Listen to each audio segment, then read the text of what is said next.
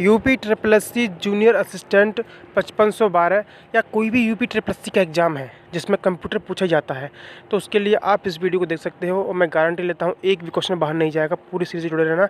सारे PYQ करा दूंगा, वन लाइनर करा दूंगा, एक्सपेक्टेड क्वेश्चन करा दूंगा, भरमार कर दूंगा, एक भी क्वेश्चन छूटेगा नहीं। इतना पढ़ के जाओगे, बोलोगे यार ओवरफ्लो हो रहा है। ठीक है, तो चलिए शुरू करते हैं आपका आज का तीसरा video junior assistant UP triple S C के लिए। पहला क्वेश्चन है, चयनित श्रेणी के सबसे ऊपरी सेल की सामग्री और प्रारूप को नीचे के सेल में कॉपी करने के लिए कौन सी की इस्तेमाल करते हैं। अगर मैं ये आपसे कहूँ, आपने कोई मतलब श्रेणी है, आपने जिसका चयन किया है, उसमें से सबसे ऊपर के सेल को और उसकी सामग्री को, कंटेंट को आप नीचे के सेल में कॉपी करना चाह रहे हो, तो क्या दबाएंगे? Ctrl+D। Ctrl+D। बहुत ही ज़बरदस्त और प्यारा क्वेश्चन है। यूपी ट्रिपल एस सी में ऐसे ही लेंदी क्वेश्चन पूछे जाते हैं। बच्चों वाले आप मत याद करना कि कंप्यूटर का पिता कौन था, कंप्यूटर की माँ कौन थी, कंप्यूटर की बहन कौन था, ये नहीं पूछा जाता है। लेंदी क्वेश्चन पूछे जाएंगे तो देख के भागना मत, याद कर लेना। ठीक है, चलिए शुरू करते हैं अगला क्वेश्चन। ग्राफिकल यूजर इंटरफेस, जिसे हम GUI कहते हैं। GUI का विकास चौथी पीढ़ी के कंप्यूटर के दौरान हुआ था। याद रट लो, इस क्वेश्चन को रट लेना। ठीक है कि GUI का जो विकास है वो चौथी पीढ़ी के कंप्यूटरों के दौरान हुआ था। ऐसा कह सकते हैं, GUI का इस्तेमाल चौथी पीढ़ी के कंप्यूटर में हुआ था। ख़त्म बात। आगे देखो, MS पावरपॉइंट 365 में मान्य फाइल स्वरूप। अब देखो, MS पावरपॉइंट 365 में कौन सी फाइलें का प्रारूप था, कौन सी फाइलें बना सकते थे। तो देखो आंसर है PPTX और PPTM PPT। समझ में आया? PPTX, PPTM और PPT। देखो PPP सब में आ रहा है, ठीक है, डबल P सब में आ रहा है। बस क्या देखना, एक में TX है, एक में TM है, एक लास्ट में T है, बस। अगला क्वेश्चन, डॉट मैट्रिक्स प्रिंटर की गति किसके द्वारा मापी जाती है? डॉट मैट्रिक्स प्रिंटर की गति किसके द्वारा मापते हैं? तो CPS के द्वारा, मतलब वर्ड प्रति सेकंड, वर्ड प्रति सेकंड। अगला क्वेश्चन है, केंद्रीय प्रसंस्करण इकाई और रैम मॉड्यूल जैसे घटकों की महत्वपूर्ण प्रणाली सीधे मदरबोर्ड से जुड़ी होती है। अगर मैं ये कहूँ कि केंद्रीय प्रसंस्करण इकाई और रैम मॉड्यूल जैसे घटकों की जो प्रणाली है वो किससे जुड़ी हुई होती है? आंसर हो जाएगा मदरबोर्ड से। बहुत ही ज़बरदस्त प्यारे बेहतरीन क्वेश्चन है भाई साहब, बस रट लेना इनको। ठीक है, बहुत मेहनत से टाइप करके, बहुत मेहनत से लेके आया हूँ। नेक्स्ट है, विंडोज़ 10 में विंडोज़ स्क्रीन को लॉक करने के लिए इस्तेमाल की जाने वाली शॉर्टकट की। अगर विंडोज़ 10 में वर्क कर रहे हो और आपको स्क्रीन को लॉक करना है ताकि कोई छेड़छाड़ ना कर सके, तो उसके लिए दबाएंगे विंडोज़ लोगो पर क्लिक करेंगे और L दबा देंगे। L माने लॉक होता है, तो विंडो का लोगो होता है ना अपने कीबोर्ड में, उस पर क्लिक करेंगे, साथ में L दबा देंगे, तो क्या होगा, आपकी जो विंडोज़ स्क्रीन है लॉक हो जाएगी। मज़ा आ रहा है ना?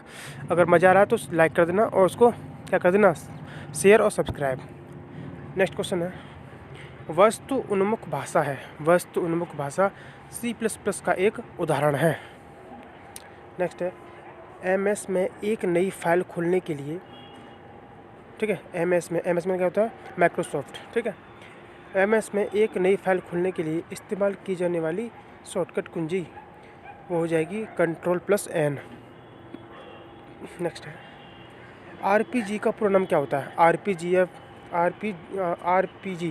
RPG का पूर्ण रूप है रिपोर्ट प्रोग्राम जनरेटर।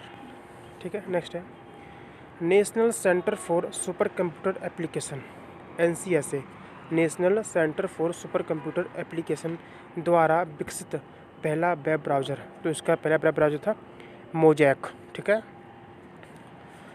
अगला क्वेश्चन है, परम सुपर कंप्यूटर ये किस पीढ़ी का था? याद रखना, परम सुपर कंप्यूटर बहुत इंपॉर्टेंट क्वेश्चन है और किसी को नहीं पता होगा कि किस पीढ़ी का था। तो ये 5वीं पीढ़ी का कंप्यूटर है भाई साहब, याद रखना।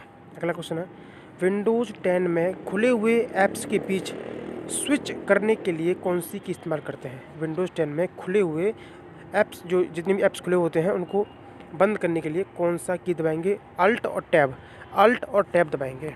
नेक्स्ट है, पूरी दुनिया में कंप्यूटरों का भौतिक नेटवर्क क्या कहलाता है? कंप्यूटरों का भौतिक नेटवर्क कहलाता है फिजिकल नेटवर्क, उसे कहते हैं इंटरनेट। नेक्स्ट है, आउटपुट डिवाइस जो कंप्यूटर के साउंड कार्ड से सिग्नल को ऑडियो में बदलता है। आउटपुट डिवाइस वो कौन सी है जो कंप्यूटर के साउंड कार्ड से सिग्नल को ऑडियो में बदलती है? हो जाएगा स्पीकर। नेक्स्ट है, हार्डवेयर उपकरण जो एक कंप्यूटर सिस्टम में डेटा को पुनः प्राप्त करते हैं और प्राप्त डेटा को मनुष्यों के लिए समझने योग्य बनाते हैं या उसे ट्रांसलेट करते हैं, उसे कहते हैं output device.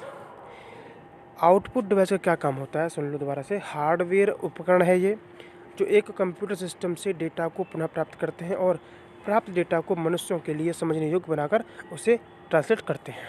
Output device. Next question है, एमएस में सेल की सामग्री को इटैलिक, अगर आपको जो एमएस में सेल की जो सामग्री है, इस सेल में जो भी कंटेंट आपने लिखा है उसको आप इटैलिक भाषा में चेंज करना चाहते हो तो क्या दबाएंगे, Ctrl+3।